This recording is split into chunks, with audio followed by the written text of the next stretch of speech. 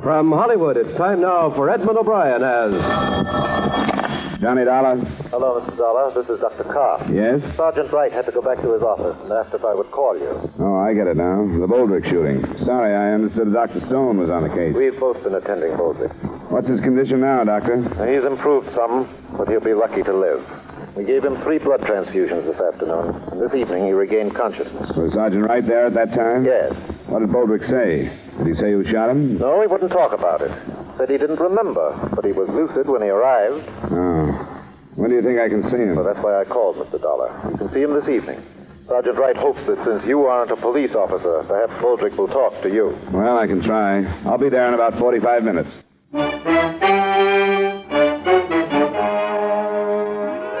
Edmund O'Brien in a transcribed adventure of the man with the action-packed expense account, America's fabulous freelance insurance investigator. Yours truly, Johnny Dollar.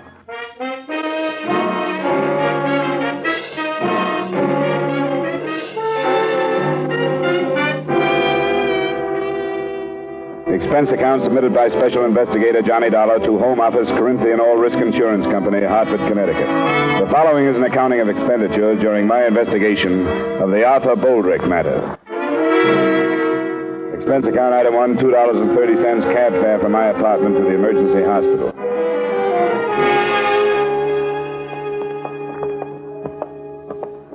I wouldn't stay with him too long, Dollar. All right, Just Doctor. a few minutes. You'll be able to tell when he tires. This is the room. Well, Boldrick, how are you feeling now? I don't know. You're coming along fine. This is Mr. Dollar. He represents your insurance company. Hello, Boldrick. Sorry about what happened. Yeah. Mr. Dollar wants to ask you a few questions. I've told him not to stay too long, but if you feel tired, you can tell him to leave. I'll drop by and see you later. You think I'm going to die? Is that why you're here? Oh, of course not. Doctor told me you were out of danger. I've just got some routine questions to ask you. You say it was a man that shot you? Yeah. Somebody I never saw before, that I can remember. But I don't know what happened. You remember where you were when you were shot? It was in the backyard near the garage. I was right by the garage door, and this guy come around from the alley, and What did he say to you? he was after the car keys. I had them in my hand. He made a grab for me. He said, "Give me those keys," or something like that. And I gave him a push, and that's when he shot me. After then, I didn't even know he had a gun. You didn't see it when he asked for the keys? No, if I'd have saw it, he could have had the keys. I don't fight no man with a gun. What did he look like? Well, that's one of the things I don't remember too good. It happened so fast. He was wearing like overalls or something. What color? Well, blue. It seems like only faded. Could have been shirt and pants too. It was awful fast. There he was, and then it happened. What else about him? That's about all. I think he was sort of dark, but I don't think I'd even know him for sure if I saw him again. Maybe I would. Maybe you'll remember more if you try. I will. I figure this guy, whoever he was in trouble or something, and he just needed a car in a hurry. But he didn't take the keys. Well, I figured he lost his nerve. Wilma come running out when she heard the noise. Will Wheeler from next door. This guy was gone when they got to me. Well, I won't bother you any longer, Boldrick. You will help find this man if you'll think about it as much as you can and try to remember what he looked like. Don't worry, I will. Hey, Mr. D, you think they'll let my wife come to see me tonight? I'd sure like to see her. I don't know, but I'll ask Dr. Carr on the way out. I'll see you later, Boldrick.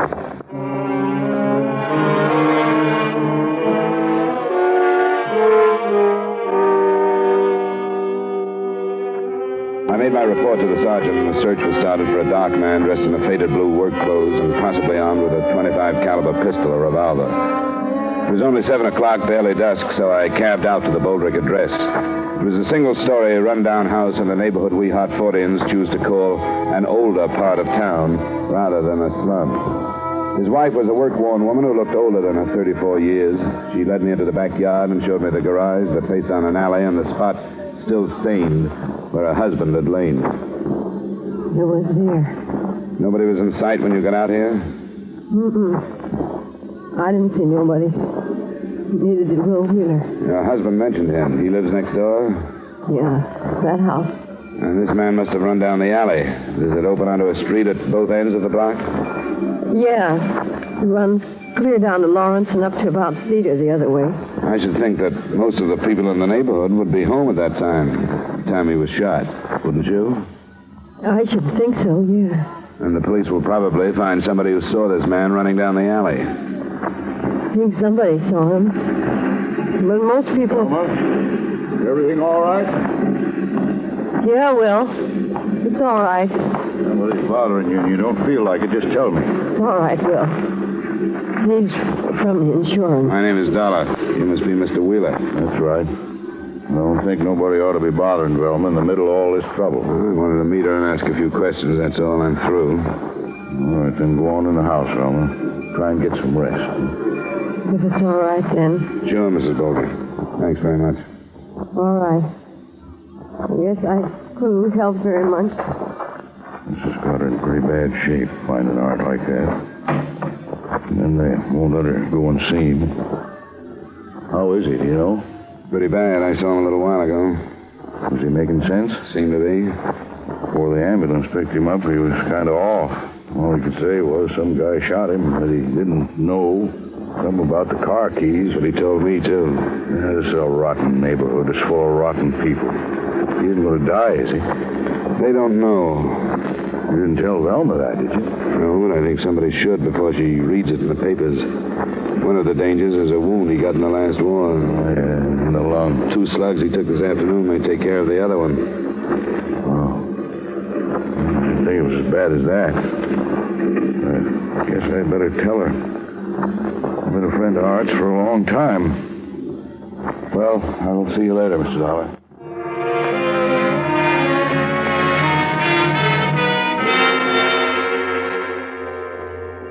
As I left the neighborhood, I noticed 2 police cars, so I knew Sergeant Wright's men were at work. I was in his office a little later when 2 of the men brought a witness in. This is Mr. Dollar, Mrs. Cole. How do you do? Mrs. Cole? It was nice of you to come in. I thought it was my duty. The other policeman wanted to know if I was in my backyard near the alley when there was that shooting, and I was. How far from the Boldrick house do you live, Mrs. Cole? Well, there's 2 houses between theirs and where I live. Those policemen told me they were looking for somebody who saw a man running down the alley. I've got a garden out back, and that's where I was when I heard the shots. I didn't see no man running, but I saw a car come from that way. Which way do you live from the Baldricks, Mrs. Cole? Down from them. South, that is. And did you recognize this car? No, I didn't. I didn't see the man in it either, but it came from that way. Did you see anybody else in the alley at the time? No. At first, after I saw the car, I thought it was backfired. But then when I heard about the trouble, I remembered the car. Well, we're glad you did, Mrs. Cole. Was the car traveling fast or slow, would you say? Oh, about medium, I'd say. They can't go too fast in the alley on account of the chuck holes. What color was it? Tan or brown. I don't know much about what kind it could be. I think you could call it a sedan. Anything else, Dollar? Not right now. The officers you came in with will want to ask you a few more questions, and then they'll drive you home, Mrs. Cole. No. I want to thank you very much. Well, I hope I've been some help. Good night, Mrs. Cole. Good night. Nothing fits, Dollar. 3 witnesses on the other side of Baldrick's place swear they would have seen anybody running in the alley at that time. And this one says she saw a car leaving. Oh, it's still early. I guess we'd better phone the hospital, find out if we can see him, huh? Yeah. Yep. I'll put out an alarm on a brown or tan sedan, and then I'll call.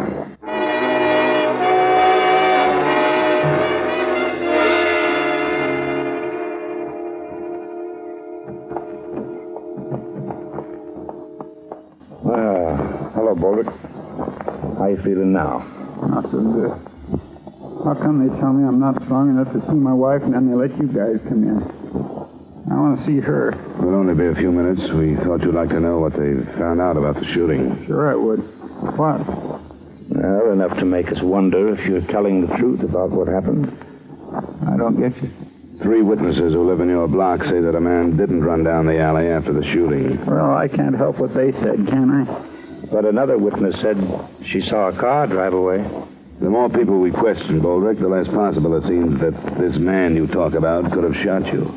They'd have no reason to lie, so we'd come back to you. You haven't been telling the truth, have you? Why should I do anything else? What about this car that drove away? I didn't see any car. I don't know anything about Now, it. look, you've been evasive about this from the beginning. You told me you couldn't remember, but you had time to think before Dollar got here. And you gave him the story about this man. We think you're protecting whoever shot you, Boldrick. That's crazy. We want you to tell us who it was. I can't tell you. I don't know. You won't tell us who was in the car? Leave me alone. All right, Boldrick. If you want to protect whoever tried to kill you, I guess it's your business. But we'll learn who it was. Wait a minute. I deserve to get it. That don't make any difference to you, but it does to me. I don't want to hurt anybody anymore. That's why I won't tell you. Now, take it easy, Boldrick. There was only one way to stop me from hurting people. What were you doing? My ex-wife. You were still seeing her? I guess there was only one way to stop me. I was hurting her husband, my wife, and my friend. Was her husband in the car, Boldrick? I think we better call the doctor. Was her husband in the car? Yes, but I don't want to hurt him anymore. Maybe we shouldn't have questioned him, huh? I'll call Dr. Karp.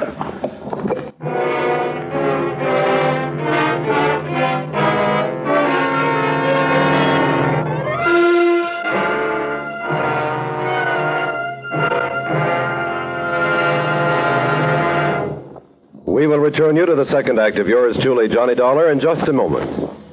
And now with our star, Edmund O'Brien, we return you to the second act of yours truly, Johnny Dollar.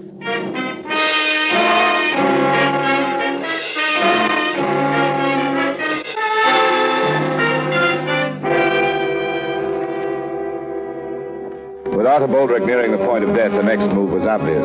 To bring in the man he had accused and arrange a formal identification and accusation. Sergeant Wright called 2 other officers to stand by the hospital and, in case we were too slow, get a deathbed statement. Then Wright and I left. The dying man's first wife, Anna, had married a man named Thomas Hood. We found their house in a slightly more desirable neighborhood, but not too far from where the Boldricks lived. Yes? Are you Mrs. Hood? Yes. Here you are. Here you are. Police. Is your husband at home? No, he's out of town. What's the matter? I think we'd better come in and talk to you then. What do you want with me? We want to talk to you about Arthur Boldrick. What did he do? He was shot this afternoon. Now, may we come in? All right. This is Mr. Dollar. He's a private investigator. Mrs. Hood? Art is dead. No, but he's not expected to live. Why did you come here? We just left Boldrick a short time ago. He told us your husband shot him. Oh, no. No, he didn't. You said your husband was out of the city, Mrs. Hood. When did he leave? This afternoon. Why did he leave? He went on business. He's a salesman. He's out of town. He couldn't have shot him. What time did he leave? It was this afternoon. I think about 4 or so. He left this house about 4? I think that's when it was. Boldrick was shot a little after 5:30, between then and 5:45. Is your husband's car a sedan or a coupe or what? Oh, sedan. What color? Tan. A sedan driven by a man and described as brown or tan was seen leaving the alley near where Boldrick was shot. It was seen a few seconds after the shots were heard. No. No, he didn't do it. Better sit down, Mrs. Hood. Come on, sit down. He didn't shoot him. I swear he didn't. I swear. You mean he approved of your saying Boldrick? He did. Who told you that? Boldrick? My husband didn't know. I know I was wrong. I shouldn't have seen him. That doesn't make any difference. Except my seeing him didn't have anything to do with whatever happened. Tom didn't shoot him because he didn't know about it. And he mustn't know. He mustn't find out. In spite of what you thought, it looks like he did know. Now, where is he, Mrs. Hood? We want to reach him tonight. I won't tell you.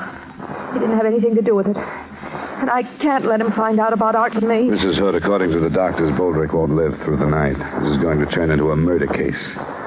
What we say to your husband about you isn't important in the least. Very few things are when it's murder. He didn't know. He didn't have anything to do with it. When do you expect to hear from him? I don't know. Sometimes he phones, but never the first day out. Usually to say he'd have to stay out longer than he expected to. We'll have to have more than that. We'll get in touch with this company. I wish you'd listen to me once more. I tell you, Tom didn't do it. If you talk to him, all you're going to do is bust up our lives. That's all you're going to do. Then I guess that's what we'll have to do. You ready to go, Dollar?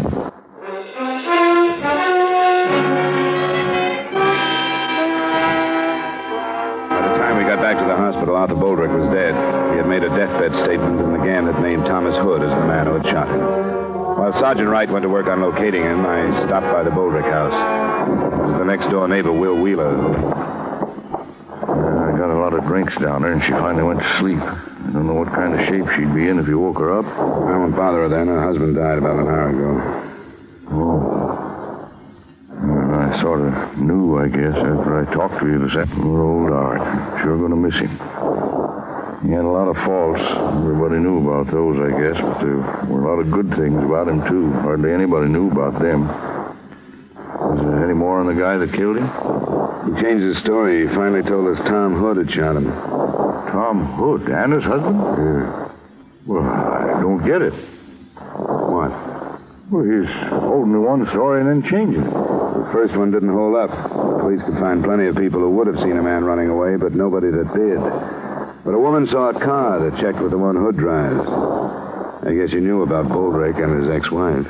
Yeah, I still don't see why he told the first story and then changed it. I don't either. He said he deserved to get shot, that he'd hurt a lot of people, and there was no other way to stop him. He said he didn't want to hurt Hood anymore. And that's why he didn't say it was him. That's what I mean about the bad side of him and the good side. Did his wife know about Anna? I'm not sure.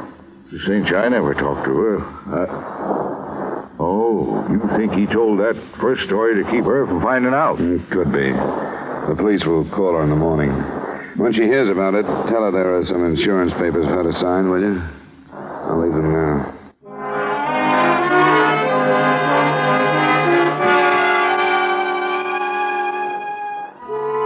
The next morning, when I phoned Sergeant Wright at 10, things stood pretty much the same. Thomas Hood hadn't been located. He supposedly had left for Boston, where he was expected to check into the Royce Hotel, but he never reached there. The Massachusetts police were alerted, and we were sure that part of it was covered. I got to Wright's office at 10:45, and at 11:30, we were thrown a curve. My name is Mandel. I read in the paper this morning about the shooting out north yesterday. Well? My friend said I was a fool for coming in to see you, but I work on radio repairs, and I delivered a set to some people in the next block that afternoon. What time did you deliver it, Mr. Mandel? About 5:30, a little after. I read how some woman saw a tan sedan going down that alley, and you were looking for it. Well, I'm pretty sure that was mine. You drove through the alley? Yeah, I did. You're sure of the time? You can ask the people who own the set. Their name is Olston in the next block. You followed the alley through the next block? Yes, I did. The same way that dame said. Did you hear the shots? No, but I think I know why. That alley is bumpy, and I got a few loose bolts in that car. It's pretty noisy. But the car that dame spotted was mine. I'm sure of that. Well, thanks, Mr. Mandel. That's very interesting information. It was interesting, especially in the face of Boldrick's deathbed statement. As far as we could see, Mr. Mandel had no reason to lie. Sergeant Wright and I went back over everything we had. When we'd finished, there were only a few points from which to start the investigation again.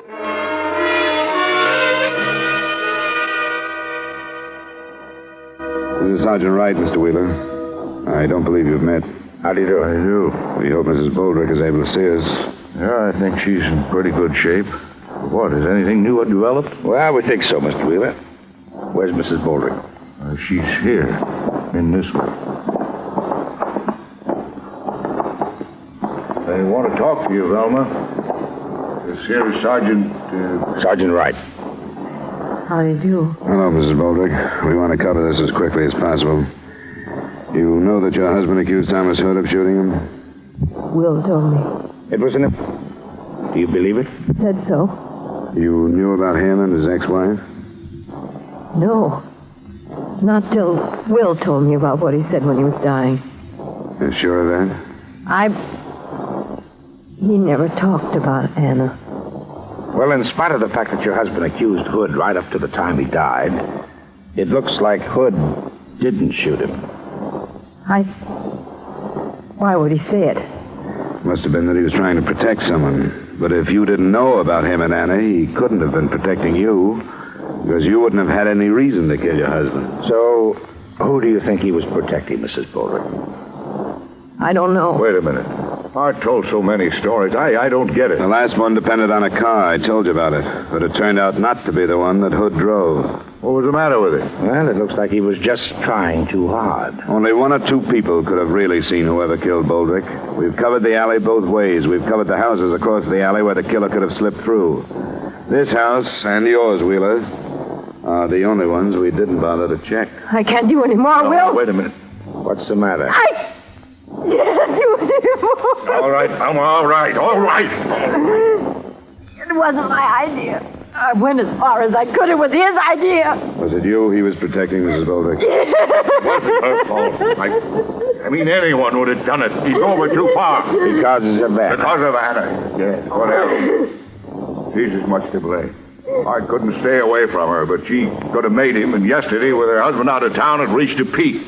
We all knew it would someday. You seem to know quite a bit about it, Wheeler. Yeah. I'm in it, too. I lied along with Art and Velma. It's not Will's fault. He did it because he was a friend. He didn't lie. He just...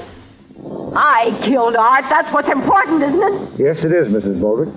He was going to see her. He even told me. And I couldn't help what I did. I followed him out and shot him. But I'm sorry. I'm sorry I killed him.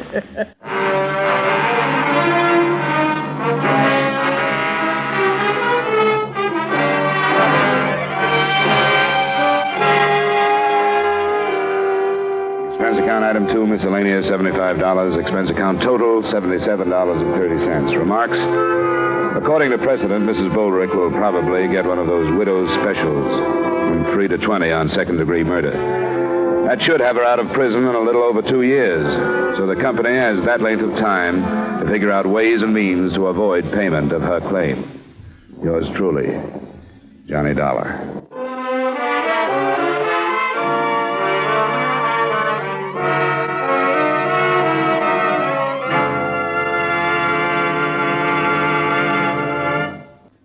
Yours truly, Johnny Dollar, stars Edmund O'Brien in the title role and is written by Gil Dowd with music by Wilbur Hatch. Featured in tonight's cast were Edgar Barrier, Parley Bear, Jeanette Nolan, John McIntyre, Wally Mayer, Virginia Gregg, Gene Bates, and Harry Lang. Yours truly, Johnny Dollar, is transcribed in Hollywood by Jaime Del Valle. This is Dick Cutting inviting you to join us next Wednesday at 9 o'clock Eastern Daylight Saving Time when Edmund O'Brien returns as Yours truly, Johnny Dollar.